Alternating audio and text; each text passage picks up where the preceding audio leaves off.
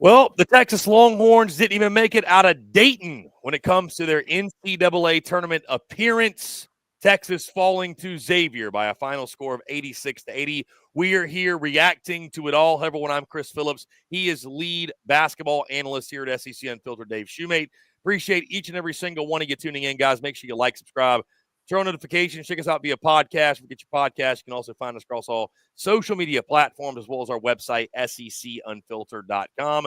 As always, powered by our friends over at FANDUEL. Visit FANDUEL.com/SECU to join today and get started with $200 in bonus bets when you win your first $5 bet. Texas held an 8-point lead at halftime, scored 47 first-half points. It looked like Rodney Terry's squad was headed to an easy win. Sean Miller and Xavier had other plans. Marcus Foster with 22. Texas falls to Xavier by a final score of 86-80 in the play-in game in Dayton. And maybe, just maybe, this is the final game of the Rodney Terry era in Austin.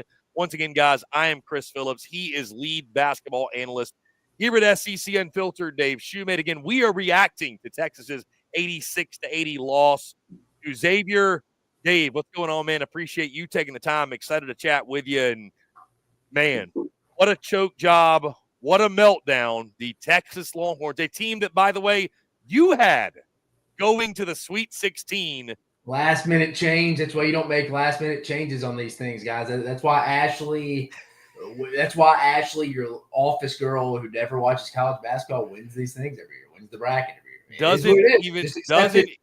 year. Doesn't even make it out of the play-in game. Yeah. Dave, where do we start with this one? Let's save the Rodney Terry stuff for a moment at least. Your initial thoughts on the game. Trey Johnson scores 23. Marcus Foster scores 22 here. We'll run through the box score and we'll dive in the game. Xavier shoots 55% from the field. They could not miss in the second half. 48% from three. Texas, 49% from the field, 47% from three. Dave, your thoughts on the game, initial reaction to Texas getting outscored 47-33 in the second half and essentially choking away an opportunity to really compete in the big dance. Yeah, it felt like a game Texas should have been up by like 15 plus. I mean, they're up 9 at half, but it felt like it was more than that. It felt like they controlled about like 30 minutes of this game. Like it kind of felt like that. I mean, it felt like I know Xavier had that hot run right out of the half. And give Xavier credit for outscoring by 14 in the second half. But even Sean Miller said post-game, Xavier's head coach, he felt like I thought we were dead in the water twice in that half. If you're Texas, that's what it feels like. But if there was a game that summed up the Rodney Terry era more than any other, it was this one. I mean, you blow a 20-point lead, what, in the Elite Eight against Miami 2 years ago in his interim year. You blow this. Hasn't won one tournament game last year before losing to Tennessee. It's just fundamentals, last 5 minutes of the game. Offense looks sporadic. It feels like Trey Johnson's pressing. He misses a free throw at the end. Is a coach, that's where you separate the good to great coaches there. I mean, in this case, the average to good coaches here. You got to call a timeout, set up a play out. Maybe you get it to Tremont Mark, an older veteran guy that's been at Houston, Arkansas, has played in a lot of these tournaments. Take off that little bit of that pressure, Trey Johnson. Let him get a little comfortable. Instead, no. Offense gets stagnant. Texas was healthy. They fought for the first time. They looked fresh out of the gates. I'm like Sean Miller. I thought there was a couple times they were going to go run away with it, Texas. We were going to go hide, and we were going to all be like, man, the SEC came out 1-0. I mean, if you listen to any of the halftime break, CP, they're talking like, man, this shows you how deep the SEC is, man. I mean, even the last team in here is just kind of beating up on this team from the A-10. It felt like that, but it was only a 9-point game. And it just, if there was a team that was going to blow a game like this, Texas would have been in it. They would have been my choice if you told me out of the 14 teams in the SEC and the NCAA tournament in the first weekend blow a big lead. I would have guessed it. It would have been Texas. I mean, I took, for those that paid attention, I took Illinois in that game, by the way. So I did not have Texas advancing at least past the first round. I thought they might beat Xavier, but you mentioned, Dave, Trey Johnson with 23, Tremont Mark with 16. We talked about this a few weeks ago, Dave. it's not unfair of Texas fans to expect more than this. It's just not. Like, first year in the SEC, very up and down. I agree with – I think the thing you said that really encapsulates it. This summarizes the Rodney Terry era at Texas, where it's just – it's almost like you're getting to the finish line, you're tripping all over yourself, you're vomiting all over yourself. That's exactly what happened in this game. Like, you're falling up short. You're underachieving. You're coming up short yet again. I mean, you give Xavier – here's the thing, Dave. They kept showing Sean Miller, obviously. And when they kept showing him, I was like, Xavier was always the pick. Like, coaching matters. The prowess matters. It was a complete mismatch from that standpoint. I mean, give those Xavier kids credit. I mean, again, you look at the numbers. Marcus Foster with 22, Fremantle with 15, Conwell with 11, Swain with 11, Maddox Jr. with 10. It was a lot of different guys, but Xavier clutched up at the end, made some big shots. And to your point, Dave, like, I saw some of the comments about, like, oh, that's a freshman mistake. The problem is the only guy you can rely on really is a freshman. Like, he's doing it all, and yeah, you're going to have problems winning at this point in the year with one player. Yeah, and Texas shot well. I mean, almost 50% in the field, 47% from beyond the arc. They came out hot in typical Texas fashion this year because they have some guys who are natural scorers like Tremont Mark and obviously Trey Johnson. And that gets around average coaching at times. But when there were adjustments at half, like Sean Miller made, and adjustments during the second half, I feel like Rodney Terry was sitting there with his hands in his pockets. Not exactly, not being literal, just like, I don't know. It's just time to go. I mean, I saw someone posted in the comments, the buyout's only about $5 million. Again, it's easy to say, why did we hire this guy? Well, I mean, this is really only his second true year. I mean, he inherited that Elite Eight team in the middle of the year with Chris Beard. I mean, it is what it is, dude. I mean, let's just face it. Rodney Terry was the best available option amidst a bad situation. Yeah. Right? I mean, he was. I mean, he kept everything kind of together. He was on that staff. You never really wanted to let Chris Beard go, but you had to because of the off-the-court stuff. And now add insult to injury. I mean, Chris Beard's team is in the tournament, who's in the SEC, the Ole Miss Rebels, and we'll see what they do. But, I mean, yeah, now you're sitting here eliminated before you really even get to the fun part, before you really even get going. Yeah, Texas looked, I think our guy Hack Squat, Jim Duggan in the comments, we can get to some of these here in a second. They looked lost defensively. I mean, dude, Xavier, the kick out three, it was wide open every time. Like, every time they wanted that shot, they had it. No, really. And both these teams dominated in the paint. This is one of the more, 36-34 Texas advantage there, points in the paint too. But you're right. Like, Texas is very lazy on defense at times, especially in that second half. I mean, I think that hot shooting early totally masqueraded what this was going to be when we had to get into a little chess match here down the line. And then the defense just totally melting down, as Hack Squat Jim Duggan mentioned. Dave, going through some of these comments, again, Joe K mentions what you just said. CDC was forced to keep Rodney Terry because he made it to the Elite Eight in 2023. His buyout's only $5.8 million. Dave, for Texas, that's not that much. And, again, we've seen Chris Del Conte. If he wants to go out and get a guy, he's going to go get him. I simply ask you, Dave, was this the final game of the Rodney Terry at Texas? Do you expect Texas to make a move and go get a new basketball coach? Is this the right move? Are they going to make the move, do you think? I think our guy Chip Brown, everybody's reporting it right now. He's gone. Like, I'm already on Twitter right now. Like, you got Chip Brown reporting it, Jeff Goodman reporting it. Chip Brown just said, where was he? I literally just saw it. I guess he was just reacting. What the hell? I just saw like a long post from him. There we go. Chip, I got him right here. As I reported in the Horns 24/7 Insider last night, our guy Chip Brown, who we're very familiar with, as I reported in the Horns 24/7 Insider last Thursday, without a run in the NCAA tournament, Texas basketball coach Rodney Terry wouldn't be retained. Sources tell Horns 24/7 Terry is expected to be let go after 3 seasons on the job after taking over for Chris Beard. That really raises the question, Dave, like, what would even kept Rodney Terry? Sweet 16? Kind of like That probably would have had to have been, right? It had to be a Sweet 16 run. I mean, they had a good finish to the season. Obviously, I mean, had to fight to even get in. Here's the reality, Dave. They probably shouldn't have got in. I mean, is that too much to say? Am I being too harsh there? We probably extended this a little. Yeah, I mean, it probably should have been a couple days. It probably should have been 13 SEC teams, not 14. Closer to what you said, which was 11, which was still wrong. But I mean, agree. To your point. Yeah. So maybe they go after Sean Miller. I don't know, but another name. I mean, two of them that come to mind right off the bat right now would be. I mean, I'm just thinking off the top of my head, Brad Brownell at Clemson, and then I think TJ Otzelberger at Iowa State would be I mean, I doubt Brownell tells you no. Like if that's their guy, dude, he's going to go to Texas, right? I can see maybe TJ Otzelberger sitting tight. He's in a nice spot, Iowa State. But again, Texas comes, you're still in the Big 12. The SEC's going places, obviously, from a conference trajectory, revenue bringing in. You're going to have more money to go spend on a roster. It's obviously got to peak TJ Otzelberger's list. So they're going to pick up the phone. I'm just trying to think who are some guys right off the top of your head that you would think about. A young TJ Otzelberger. I mean, I'm sure they'll make a run at Kelvin Sampson, but I don't think Sampson will leave Houston. Yeah, to your point, Dave. I mean, it's coming out all over. Our guy Jeff Goodman at Goodman Hoops on Twitter. Rodney Terry took over after Chris Beard was fired midseason. Sources have told Phil 68 Texas is like to move on.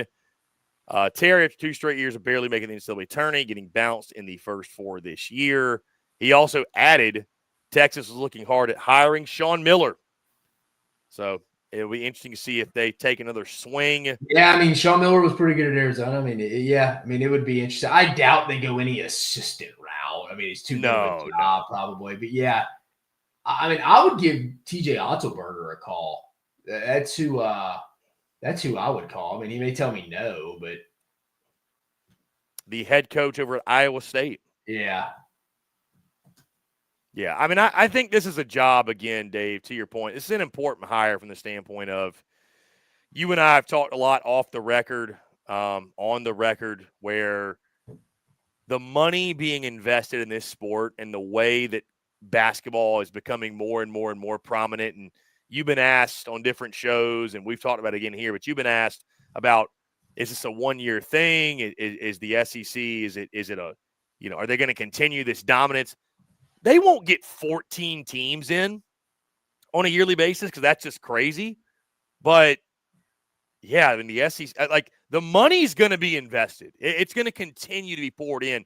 And you look across this league, you got to have the right head coach leading you. I mean, look at Beard at Ole Miss. They get him, and look where they're at now. So, like, you got to have that guy. I mean, Hat Squad Jim Duggan brings up another good point. McCaskill from Texas Tech's good, but they go to that. Dave, we lost you in your audio. We lost Dave's audio there. I think he muted himself. Sorry. There he is. I was saying McCaskill is a really good coach at Texas Tech. But I was saying, do they go back to that well? Because that's where they went to get Chris Beard. It's like, Texas kind of has that arrogance, that pride where it's like, we're not going to keep going to Texas Tech to hire our basketball coaches. I'm telling you, I would call TJ Otzelberger just off the top of my head of other people. Yeah, I'm sure Sean Miller will be in the conversation off recent memory here in the prisoner of the moment. But TJ Otzelberger is a young cat, won in this league. He's a 3 seed Iowa State team this year. I mean, I don't think they go far in this tournament because they're banged up. But Dave, Cody COTF can't call this a choking. Honestly, Texas is arguably in the tournament because of brand and conference. Xavier is a better team that is coached better. Is it really that simple? I mean, it's so crazy how we're saying this. Texas is up big after the first half. We're thinking they're going to. Oh, everybody thought they were cruising. Yeah, I mean, but to be fair, they were only up 9 at half. So it's like, just you watch the game and you're like, dude, they should be up like 15 plus. It feels like they've kind of dominated this game. You sit there at 9 single digits. Yeah, Joe K says Texas was 3-6 at home, 3-6 on the road in SEC play. Think about that. Inexcusable as a Texas fan, I find that infuriating tonight was just another typical Texas second half collapse. Either way, Dave, the bottom line is this. Something's got to change, right? Something has to change. Nothing will change if you don't change something. I think that change is Rodney Terry, as is being reported, obviously, already with our guy Jeff Goodman, many, many others, our guy Chip Brown. It's going to happen. The question is, when does the official announcement come, and who do they go get? I mean, I think that is – but, again, it just – I will say this, Dave. This was a great college basketball game. We've had some really, really good ones to get March Madness underway. I don't think we should be all that surprised at the result. I will admit that. I don't – when you really think about what Texas was this season, I mean, they were very inconsistent. I mean, this was a team, Dave, and I don't mean to, like, throw straight or, shoot stray bullets, but, I mean, dude, they lost to the worst team in the conference in South Carolina. You know what I mean? Like to think that Texas was incapable of this type of performance, especially in the second half. I mean, I credit you. You thought the Horns were going on a run. I didn't see it, and here we are. So, yeah. Yeah, I mean, it just kind of going with it. I thought Trey Johnson. I mean, again, he was playing phenomenal for a while there. No, I obviously regret that pick, but it sucks too. Like, we're so excited to see Trey Johnson in the tournament, and I mean, we get him in the first four, but it's like we didn't really get him in the tournament, did we? I mean, like we didn't really get the Trey Johnson show that we maybe hoped we were going to get. But that's the problem. This whole team was built around a freshman. Like, this team really wasn't ever good at any point. This wasn't a good basketball team at any point. They had a hot run, good run in Nashville, but outside of that, just no. Yeah, I mean, wild times. You're right. I mean, we all knew if they didn't get to the Sweet 16, I think going into this, he was probably gone. But you're right. Just the way they lost this game was like, this was not, you hate to say this, it's not the perfect. It's just, this is kind of just the way the Rodney Terry era is going to end, fellas. Yeah.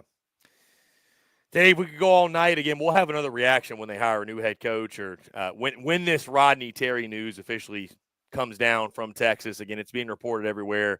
He is more than likely going. I think we all knew. I think we all knew that they needed some type of run, just getting to the tournament. And, I mean, Dave, can we say the quiet part out loud? I mean, if you're a Texas fan, you wanted change, you're upset, you're pissed, as you should be. This is probably the best thing that could have happened from the standpoint of getting change, right? Because if you get to the round of 32 or you lose in the Sweet 16, then you're stuck in a tough spot, Then you're stuck in kind of that sports purgatory if we can't make a move because he got to now it's very obvious, right? So at least you got that going for you. No, yeah. SEC starting off 0-1 though, man. I felt good about the Horns in that first half. I think everybody in this group message did, all 800 to be in here. But, man, tough spot. But I guess now if you're a Texas fan, you get to go enjoy a coaching search. And who do you want? I mean, you mentioned a couple names, like those in the comments. Who do you want? Who do you want to see as the next head coach at Texas? Because, again, we feel confident, and I think this is a big hire. Again, the SEC continuing to invest in this sport. It's not going away. I do believe Texas can be a big factor on the hardwood in the SEC, but it's like every other sport. You got to make the investment. And in a place where we know what they're doing with football, you're in the Final Four back-to-back years when it comes to the college ball playoff. You're in the SEC title. We know about Texas baseball, the start they're off to. Like, you got to make the decision.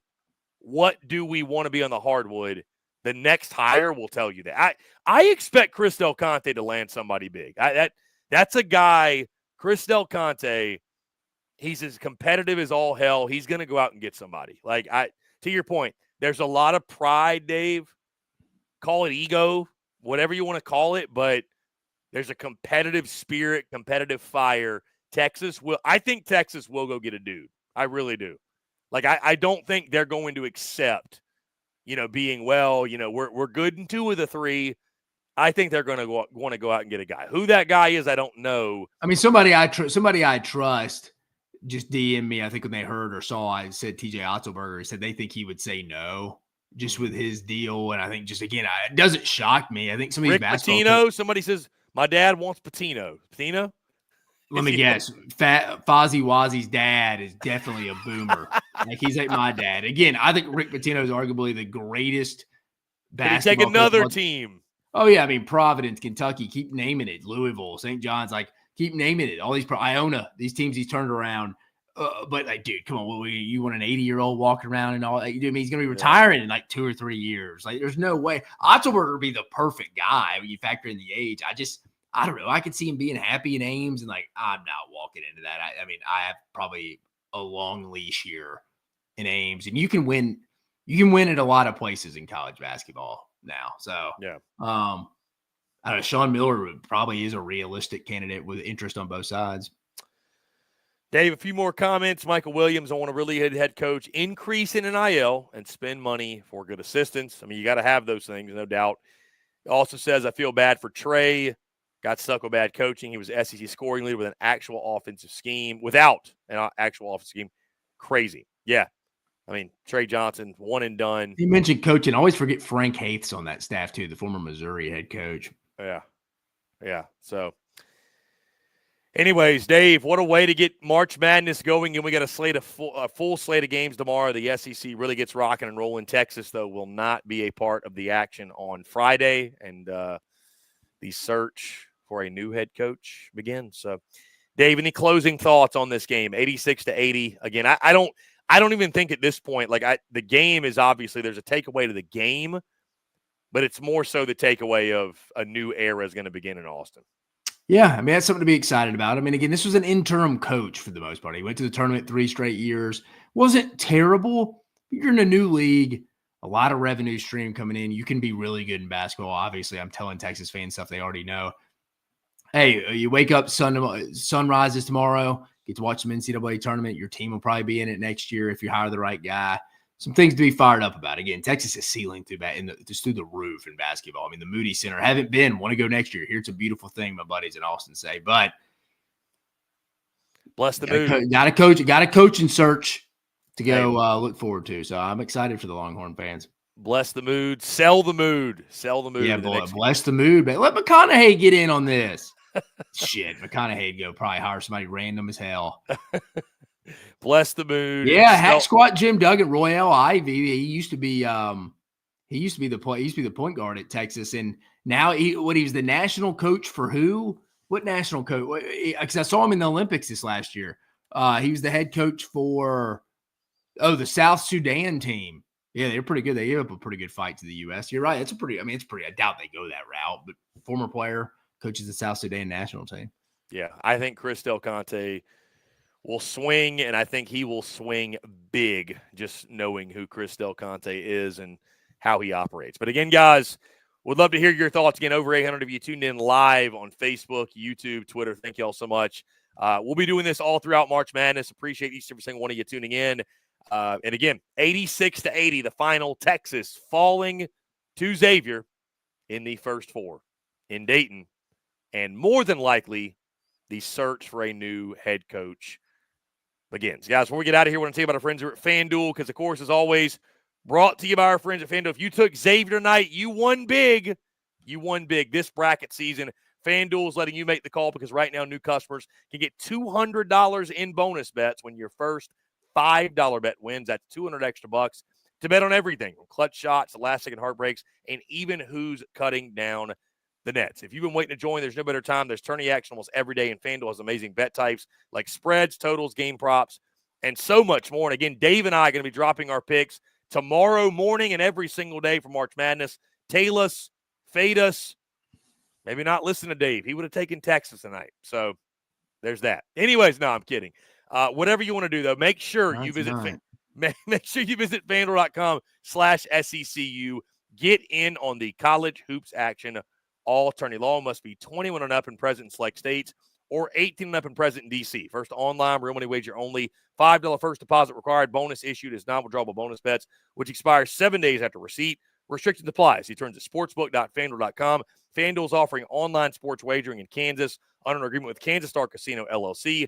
Gambling problem, call 1-800-GAMBLER. Visit FanDuel.com/RG. Call 1-888-789-7777 or visit ccpg.org/chat in Connecticut or visit mdgamblinghelp.org in Maryland. Hope is here. Visit gamblinghelplinema.org or call 800-327-5050 for 24/7 support in Massachusetts or call 1-877-8-HOPE-NY or text HOPE-NY in New York. Once again, Xavier wins 86-80 over Texas. Would love to hear your thoughts, your reactions, and most importantly, who should Texas target when, not if, they let go and part ways with Rodney Terry. Guys, once again, quick reminder, Dave Shumate and myself will be doing this every single day of March Madness. Tomorrow night, we'll go live after all the games. Friday, we'll go live twice, midday, end of day, and we'll be off and running in the March Madness slate. Again, appreciate each and every single one of you tuning in. As always, make sure you like, you subscribe, you turn notifications. Check us out via podcast, or you get your podcast, iTunes, Spotify. Check us out on all social media platforms, as well as our website, secunfiltered.com. For lead basketball analyst here at SEC Unfiltered, Dave Shumate, I am Chris Phillips. Appreciate each and every single one of you tuning in. And until next time, until tomorrow, hey, March Madness is officially here. We'll be back tomorrow night to break it all down. Appreciate you all. Have a great rest of your night. We will talk to you all tomorrow.